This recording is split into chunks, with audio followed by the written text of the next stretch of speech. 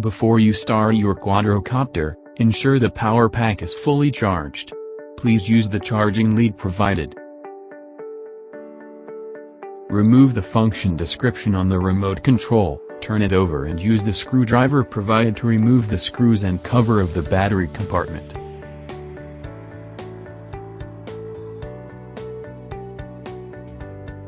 Insert the two batteries supplied and reattach the cover firmly with the screw.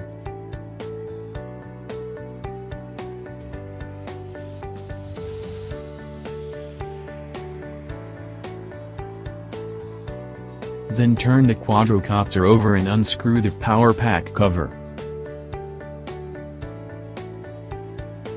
Insert the fully charged power pack and fasten the cover with the screw.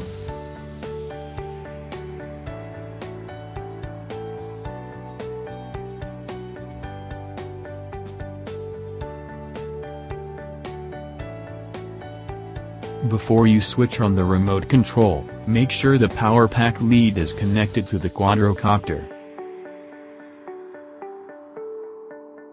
Connect the remote control to the quadrocopter by raising and lowering the left-hand lever.